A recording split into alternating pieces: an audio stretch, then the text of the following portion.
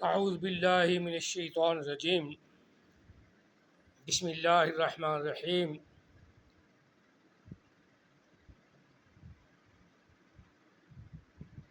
الم نشرح لک صدرک ووضعنا عنک وزرک الذی انقض ظہرک ورفعنا لک ذکرک فإن مع العسر یسرا ان مع العسر یسرا فإذا فرغت فانصب وإلى ربک فارغب آمنت باللہ صدق اللہ العظیم۔ الصلاۃ والسلام علیک یا سیدی یا رسول اللہ، الصلاۃ والسلام علیک یا سیدی یا حبیب اللہ، الصلاۃ والسلام علیک یا سیدی یا رحمۃ للعالمین، الصلاۃ والسلام علیک یا سیدی یا خاتم النبیین وعلی آلک وصحابک یا سیدی یا محمد الرسول اللہ صلی اللہ علیہ وسلم۔ من زار قبری وجبت لہ شفاعتی، آقا علیہ السلام نے ارشاد فرمایا جس آدمی نے میری قبر کی زیارت کر لی، اللہ تعالیٰ کے محبوب نے فرمایا کہ اس کی شفاعت، اس کی سفارش کرنا مجھ پر واجب ہو گئی۔ اب آقا علیہ السلام کی قبر پر انوار انہوں نے پردوں میں لکا دیے، اور شکر کرو کہ ابھی تک حجرہ عائشہ، اس کی جالیاں اور نشاندہی کہ یہاں نبی علیہ السلام کی قبر پر انوار ہے، یہاں ابو بکر صدیق رضی اللہ تعالیٰ عنہ کی قبر پر انوار ہے، یہاں عمر فاروق رضی اللہ تعالیٰ عنہ کی قبر پر انوار ہے، تینوں کی قبور کی نشاندہی ہے۔ وہاں ہمیں سبز پردہ جو نظر آ جاتا ہے گویا ہمیں ایسے ہی ہے جیسے ہم نے نبی علیہ السلام کی قبر کی زیارت کر لی، حضرت صدیقہ قبر کی زیارت کر لی، اور حضرت عمر فاروق کی قبر کی زیارت کر لی، وہ نشاندہی کی ہوئی ہے۔ ہماری یہی ایک خوش قسمتی ہے کہ تین قبروں کی علیحدہ علیحدہ نشاندہی ہے، لیکن جو انہوں نے نشاندہی کی ہے وہ تھوڑی سی غلط ہے کہ ایسے محسوس ہوتا ہے کہ نبی علیہ السلام کی اگلی سائڈ پہ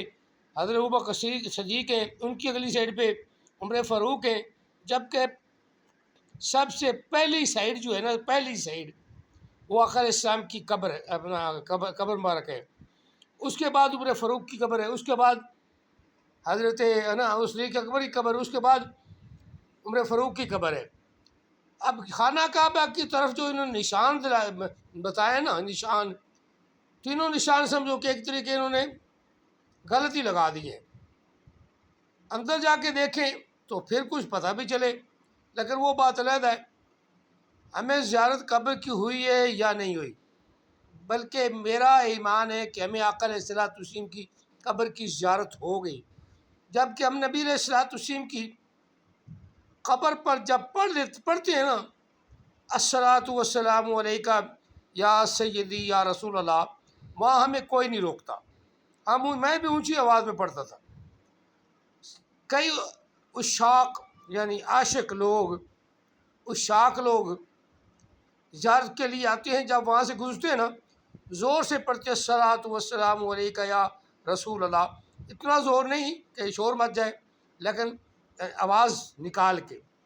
الصلاۃ، جتنی آواز میں نکال رہا ہوں، الصلاۃ والسلام علیکہ یا رسول اللہ، الصلاۃ والسلام علیکہ یا حبیب اللہ، الصلاۃ والسلام علیکہ سید المرسلین، الصلاۃ والسلام علیکہ یا شفیع المذنبین، وغیرہ وغیرہ۔ جتنے کسی کو تخلص آتے ہیں، ہر آدمی اپنی چاہت کے مطابق آقا علیہ السلام کے تخلصات کو اپنی زبان سے ادا کرتا ہے، اور گویا کہ وہ ایک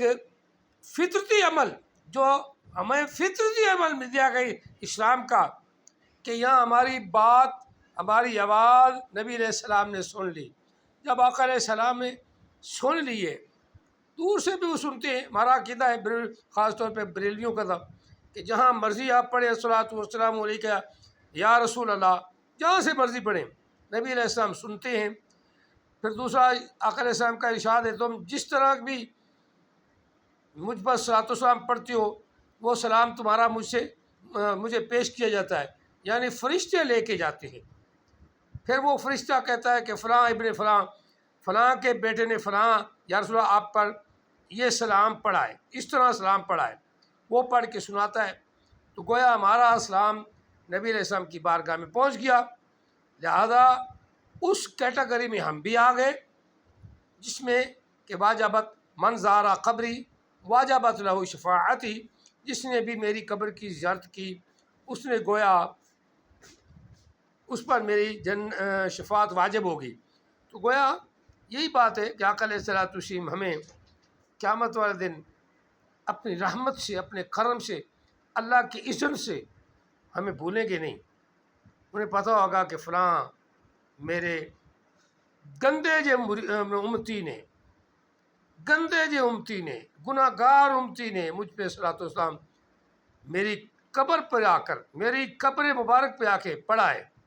میں نے اس کی آواز سنی ہے، وہ میری قبر کے پاس سے گزر گیا ہے، گو پردے تنے ہوئے ہیں، گو وہ جو یہ غلطی یہ ساری عرب والوں کی ہے، ان پہرے داروں کی ہے کہ نبی علیہ الصلوۃ والسلام کو نہیں ہاتھ لگانے دے، نہ لگائے، شیشہ رکھے، شیشہ قبر کے گرد شیشہ ہو، اس شیشے سے نبی علیہ السلام کی قبر سب کو نظر آئے، آقا علیہ السلام کی حدیث بھی پوری ہو جائے، اور سو دور دور سے لوگ دیکھتے رہیں گے، جس طرح آپ دور دور سے وہ نشاندہی دیکھتے ہیں، سامنے سبز پردے لٹکے ہوئے ہیں وہ دیکھتے ہیں۔ اگر شیشے کی دیواریں بنا دی جائیں تو آقا علیہ السلام کی زیارت، قبر کی زیارت جو ہے نا وہ سب کو ہو جائے، نہیں بھی ہوتی تو جب نبی علیہ السلام کی بارگاہ میں وہ وہاں پہنچ جائے تو نبی علیہ السلام کو تو پتہ ہے نا کہ میرا امتی میری قبر پر آیا ہے، گو ان لوگوں نے چھپا دیا ہے، قبر کو چھپا دیا ہے،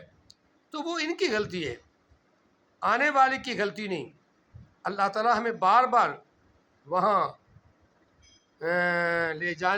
جانے کی توفیق، بار بار جانے کی توفیق عطا فرمائے، اور بار بار نبی علیہ السلام کی بارگاہ میں ہدیہ درود پیش کرنے کی توفیق عطا فرمائے، کیونکہ امتی کا کام ہے کہ آقا علیہ السلام کی ذات پہ درود پاک پڑھتا رہے، اور سب سے زیادہ عام فرائض کو چھوڑ کر کے تو زیادہ مقبول نبی علیہ السلام نے فرمایا درود پاک کی ہے۔ جو آدمی جتنا زیادہ درود پڑھے گا اتنا ہی قیامت والا دن نبی علیہ الصلوۃ والسلام کے نزدیک ہوگا، آقا علیہ الصلوۃ والسلام کی محبت الفت اور زیادہ لے جائے گی ان کو قریب۔ تو اللہ تعالیٰ ہم سب کو آقا علیہ السلام کی محبت الفت عطا فرمائے، اور آقا علیہ السلام کے مزار پر انوار پہ حاضر ہو کر ہمیں صلاۃ و سلام پیش کرنے کی توفیق عطا فرمائے۔